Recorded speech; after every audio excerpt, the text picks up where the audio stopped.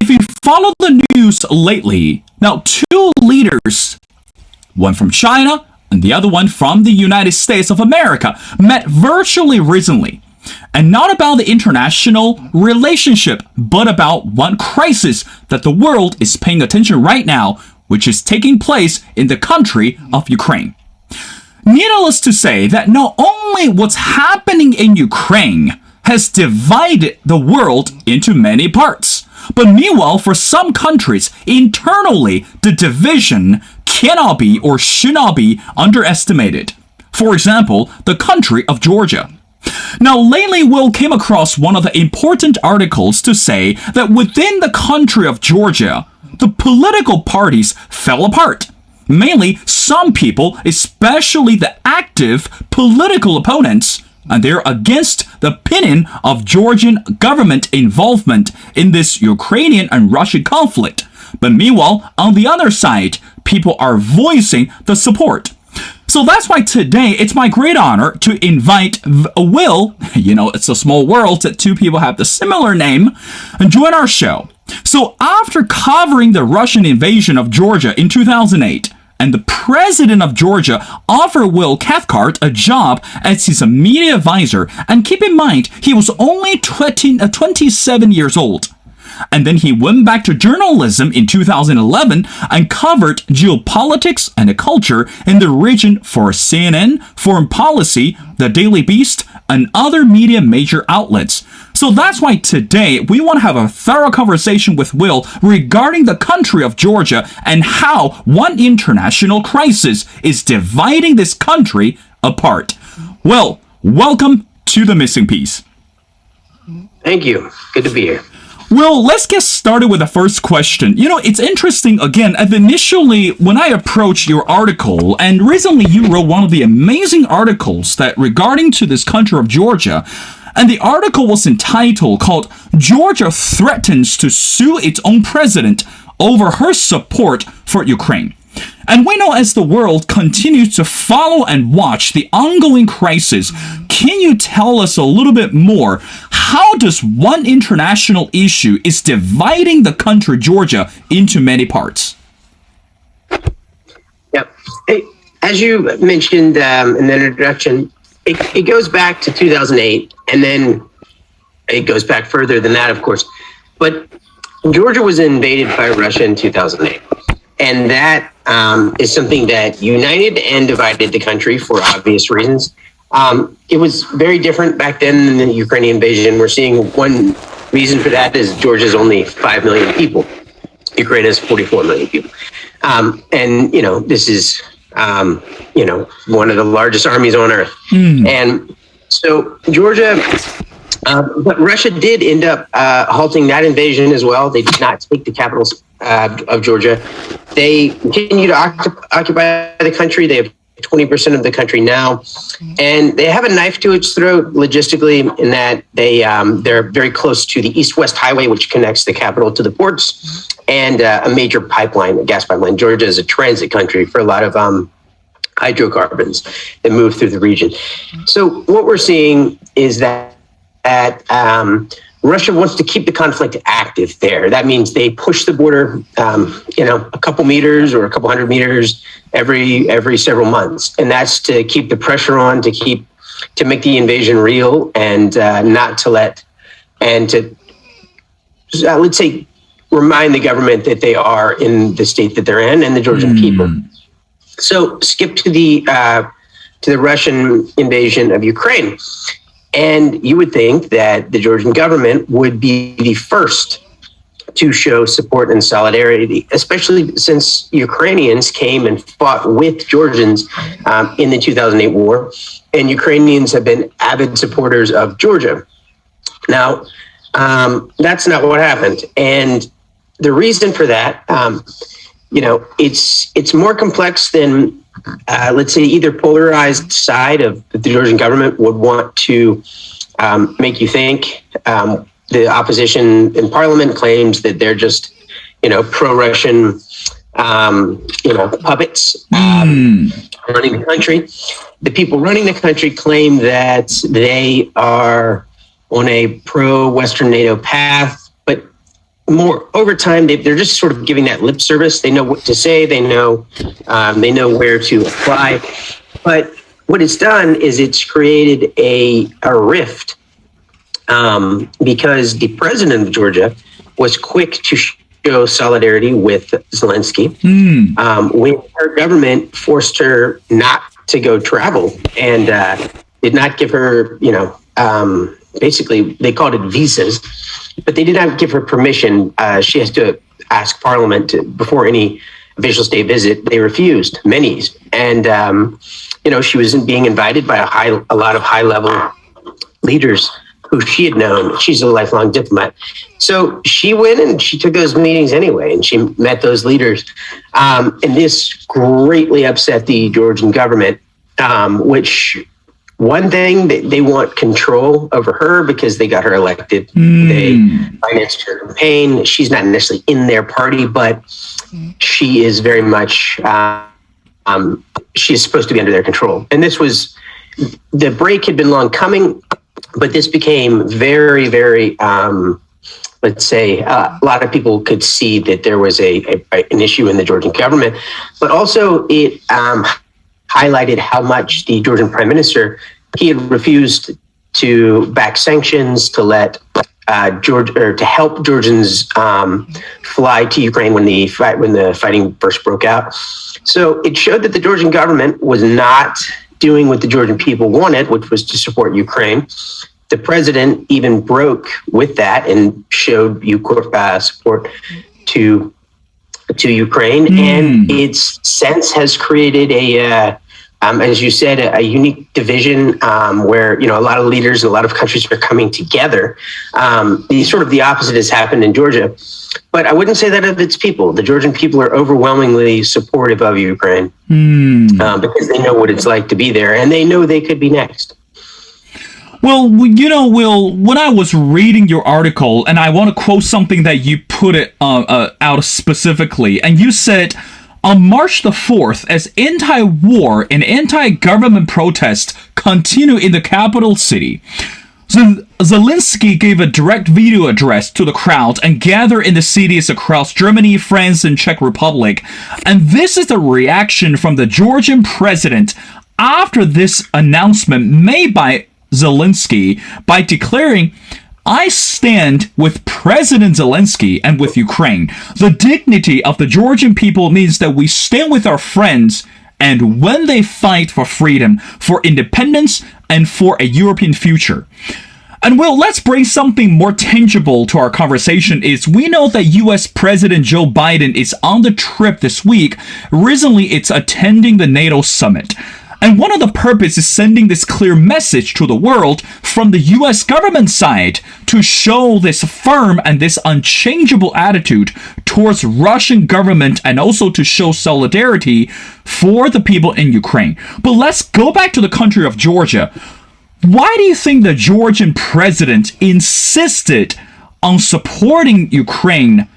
And even though that she knows, or she might understand, that internally this could hurt her politically, because nobody want to be a leader for a divided country, especially at this time. We want to see unification, not division at this time. So what are you going to say to this? I think she had to make the call that it's either showing unification with the Georgian people and showing their unification, or basically just continuing along with what the billion oligarch who put her in power says to do. And obviously she chose the Georgian people, which, was the right thing to do, I think, as any leader should. And she risked more than just division. They're threatening to sue her in the Constitutional Court, which could then lead to impeachment. I don't think they have the votes to impeach the president, but they could make life very hard for her, and she could essentially lose her job. And it's great she did that. Unfortunately, before that, she had not broken ranks, let's say, with the Georgian government until now, when during the lead up for all of this, when it was imperative for everyone to show support which the kind of support which could have stopped the war. But she didn't do that. So, we're not making her the hero of this, though she did do something heroic. And it's good to see. It's good to, especially when Georgia was acting in, the Georgian government was acting in an almost shameful manner while its people are out on the streets. And I was there that night when Zelensky addressed Georgia. I had just gotten back from Ukraine, so it was a very moving moment for me to see, this happen. I live in Tbilisi, and I was in Ukraine covering the conflict, and because again, for people in Georgia, this war is very close. It feels like it's happening in Georgia. Georgia's already, in a military situation with Russia that's not going to end anytime soon, and it could so easily spill over into Georgia. So the Georgian people are very vocal about what they want and what they think is right. And the leadership of the Georgian country was not doing that. And so she did the right thing and she came through. So, but Will, at this moment, and you and I, again, we're reading and facing the reality is Vladimir Putin is not backing down any minute. And, at the beginning, we thought Vladimir Putin was just bluffing. Again, everyone, especially experts within the international communities, believe, that was just an hot air. That was something that Putin has always been saying, that invading this country or taking over the territory of that part of the region. But gradually that we are looking into over the month that Vladimir Putin, even though despite the fact that he lost tremendously in the military side and, and also human resources, but he has not backed down. So in other words, how does that help with the government of Georgia? So in other words, by supporting Zelensky, by supporting the people of Ukraine, but meanwhile, we're looking at someone who's not willing to take a bet, who's not willing to back down for this war. What does that look like? Or what kind of message does Putin send to the people or send to the country such as Georgia? Vladimir Putin, he says what he's going to do. No, we don't like to listen to it. Often we try to interpret it. We try to interpret it through a Western lens. We say, that would be crazy to do. He would never do that. He's bound to realize those sort of things. We try to qualify his words. We need to just listen to them. He has been saying what he's going to do, and he did it. So, I was in Ukraine on the 24th. I was with a group of fighters on the 23rd, interviewing them. They didn't think the war would happen. These guys who'd been fighting a war for 8 years already did not think this war would happen. I didn't think it because it is a very foolish war. And we see Vladimir Putin as a former intelligence operative who, makes wise decisions. They're brutal, they're autocratic, but they're usually not foolish. This one is. To say that he was bluffing was a mistake. Now, again, how do we say, well, we should have listened? It's hard. It just didn't seem possible that we would be in a world where, essentially a world war is about to start or could start at any moment, and where this type of war would be happening.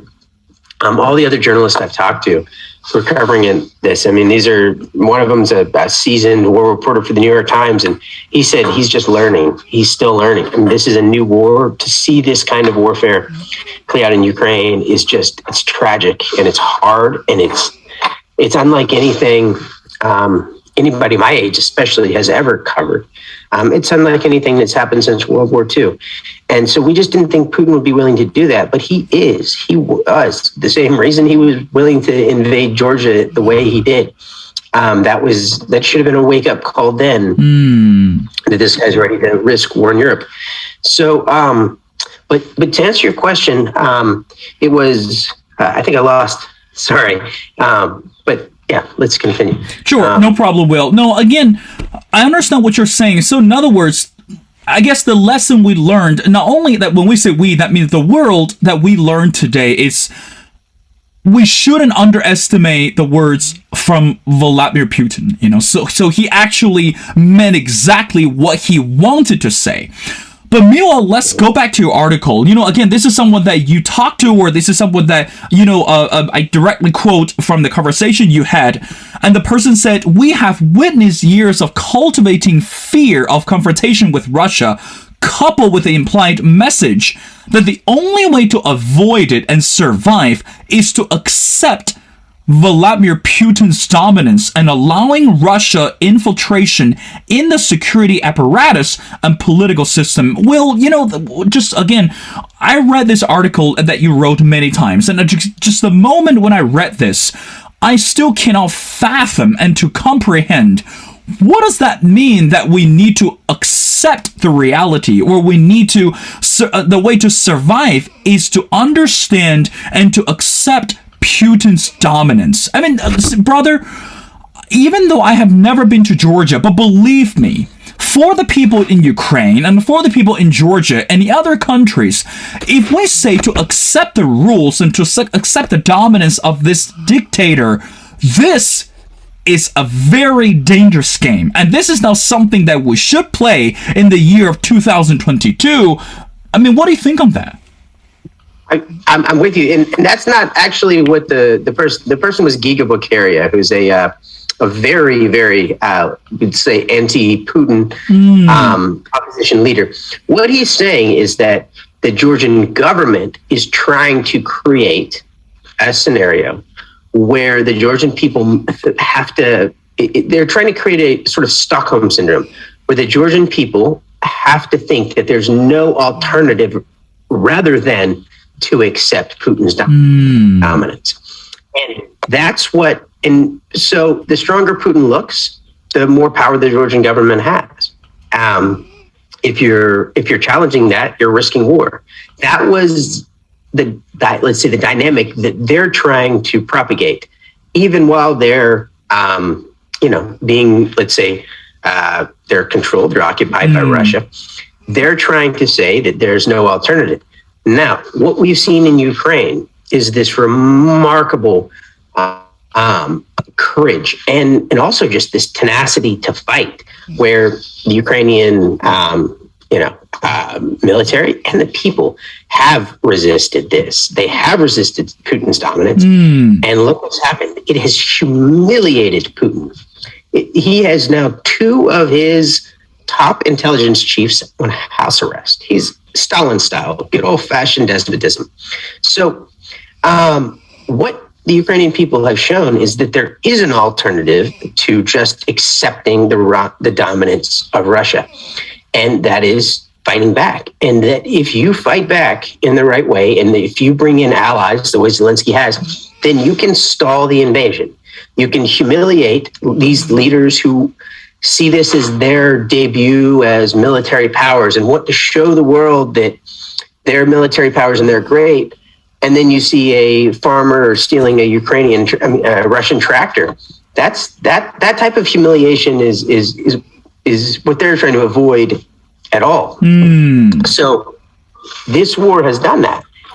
And the other thing that happened is, as the Georgian people watched the Ukrainian people do this, they're starting to wake up and say, hold on, we don't have to accept that either. And then they're saying to their government, what are you doing? Why are you appeasing this and trying to create the impression that the only alternative to being invaded is to accept the dominance of Russia? That's what the Georgian government has implied, and not only implied, but they've been propagating that idea that the only way Georgia can survive is if they appease Putin.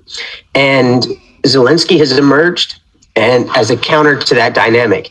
And this gives the Georgian people hope. No one wants a war, but it means that there's another way to come about this. It means that when great powers invade smaller ones, that a group of well-trained, well-armed soldiers can halt an attack. And it means that, when people are fighting for their land and their families, they're not going to give up. And that's what we've seen. And I think that's been inspiring to the Georgian people. And that means that it's been a threat to the Georgian government. And it is a threat to them. Well, I don't know if you play sports or not, but in this sports term, we always say it takes two to dance. So in other words, in a sports, especially in this competitive ways, it's better that you have allies and partners with you instead of fighting on the battlefield alone. But let me remind you, the reality, Will, is Russia is not alone. There are still some countries, to be specifically, the countries in Asia, some countries have not openly expressed their support or their condemnation towards Russia. So in other words, that actually indirectly boosted the confidence for Vladimir Putin. So in other words, let's come back to the people in Georgia. I mean, we know that the entire war actually elevated the image of Zelensky, and lately on Twitter, he shared for the first time, if I'm not mistaken, they addressed the world in English actually, and he was calling all the countries in the world to stand together and to collaborate together in terms of fight against Vladimir Putin and the military. But again, on one hand, Russia is not alone. There are countries who are supporting this. But on the other hand, Zelensky, I mean, I know that how the media or been saying has been a courageous person, but in reality, it's still tough. So my question to you is, you said this could give hope to the people in Georgia, and this could give people a sense of a promising future for Georgia. But meanwhile, we have to understand Russia is gaining more power militarily on the daily basis, not only internally but also outside. What do you say to that? I would say, first of all, I don't think Russia's gaining anything right now. Russia's using its military reserves in a long, drawn-out war. It did not. It thought it could take this country in a matter of days.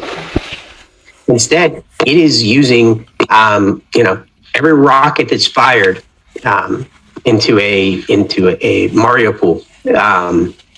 It is tragic, yes. It's also one less rocket Russia could fire anywhere else. So by the time Russia, even if Russia is able to beat Ukraine into submission, and the only yesterday we saw the use of naval ships. Now they're not even, they're trying to shoot from the Azov Sea to bombard this, and they're about to do the same in Kiev. The thing is, Russia's using its resources and quickly. So it is not gaining anything. And you mentioned countries in Asia. China it appeared that China would back Russia. China now appears to be distancing itself a little bit, at least militarily from Russia.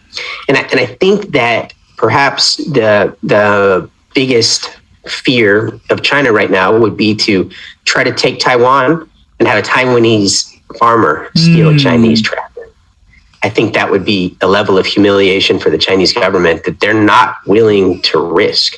So will they blow up all the tractors if they take Taiwan? I don't know. But I do know that the way they see that situation is one of a debut. By taking Taiwan, it shows their power. In many ways, what's going on with Russia. But again, when you have farmers stealing tractors on memes, that causes a humiliation that I'm not sure they're ready for. So I would argue that no, Russia's not gaining power. And aside from China, which is I don't know if we would call it a military ally, it's certainly expressed its support. Other countries that are supporting Russia are not countries capable of power projection. These are countries Russia has incubated as allies based on their own support. As Russia's financial reserves are slowly depleted, and its military power to project power in other places, I think those countries are even less likely to support Russia. So I would say Russia, it's not alone, but is doing a great job of making itself about to be. Well, that doesn't mean that Zelensky's going to magically, prevail and everything's going to go happily ever after for Ukraine. Russia has a lot of weapons it hasn't used yet, but point is, it's ready to use those weapons on Ukraine. And as tragic as that is, it means that they can't use them in other places. So Russia is doubling down on this. And by doubling down, you lose opportunities for other things. And it sees this now as an existential threat. Putin's backed into a corner, as we all know. So that makes it even more dangerous. But it does mean that Russia is slowly isolating itself. Well, back in the days that in 2016, I believe there was a book came out, and it was written by another journalist, and the book was entitled Polarization. As I go back and dive into this book again, so I want to ask you, the question is, let's go back to the country of Georgia. Would you say that this country in Georgia today is polarized because the globalization? So in other words, let's just say hypothetically, without the impact of the conflict between Russia and Ukraine, how would you describe today's political atmosphere in Georgia today? I guess the irony is that it was a lot more polarized within, when we talk about polarization, we need to be clear whether we're talking about governments or people. I would say that the polling, a lot of my friends in Tbilisi, especially expats, are just working polling because right now in our globalized and, sort of, let's say, electronic or whatever, social media style, facts are very hard to come by. People love to speak on what populations are thinking when they may not be thinking that way. So these guys are doing polling all the time, and they're good at it. And what they've seen is the polarization that might have been there even a couple months ago is not there when it comes to sort of these let's say these existential issues for Georgia. So the Georgian people have come together in many, many ways and are less polarized. The Georgian government, even, yes, we saw a level of polarization that was almost disgraceful as the war broke out, and Georgia felt compelled, or for whatever reason refused to show support to Zelensky, take part in sanctions, all these things. So the Georgian government seemed very polarized. Since then, though, since the government spoke out and they bizarrely threatened to sue her, the Georgian government has turned around and said that they have actually been supporters of Ukraine all along. So even the Georgian government looks a lot less polarized right now, also because they realize many of those individuals realize there is an alternative. They are seeing what's happening in Ukraine, and that maybe they don't have to be in a state of constant capitulation to this power. In some ways, that's quite cynical, saying, okay, they waited till Ukraine showed that they would fight to fight themselves. But this is the time we have to call for unity and not try to, humiliate each other. But in reference to what you say on polarization, I think within the Georgian government, it's probably less polarized now. But even then, I'm speaking of individuals. If you talk to individuals in the Georgian government, it doesn't matter how high up they are. None of them are pro-Russian. None of them are happy about what's happening in Ukraine. The prime minister is his own fish. He's an odd guy. He's the man Friday to a billionaire. His job is to do what the billionaire says. So he makes all kinds of divisive, just angry, bitter statement. I mean, he's just a bitter little man who is trying to make a billionaire happy, and so he's not. He's not even worth listening to at this point. The rest of the Georgian government, they are trying to find their way, as members of a political party that is controlled by a billionaire who made his money in Russia, and they've derived their power by saying, "Hey, we're the party that can stop a war." But that also means that they're constantly sort of hinting at how powerful Russia is. Now that there's an alternative to the, let's say, the binary they've created, they're rethinking things. But if you talk to those people individually, all of them want to find a way to subvert that binary. Well, I know you are very busy, and surely you had a long flight, so I got two more questions before letting you go.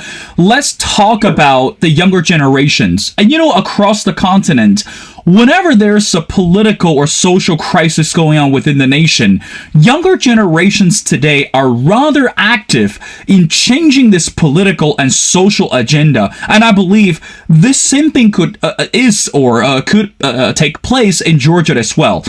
So you, again, you came to this administration, as a 27-year-old, and your immediate advisor, and today that media surely also played a significant role in elevating or amplifying the voices of the younger generation. So from your perspective, how would you describe the younger generations today in Georgia in terms of participating or changing or influencing the political agenda in Georgia or Georgian government today? So that's a great question. I'm currently teaching a class at Tbilisi State University. All these people, they're not necessarily in journalism, but they're in policy and stuff. And I'm constantly blown away by how politically active they are. They're all activists. They're all looking for ways to make a change.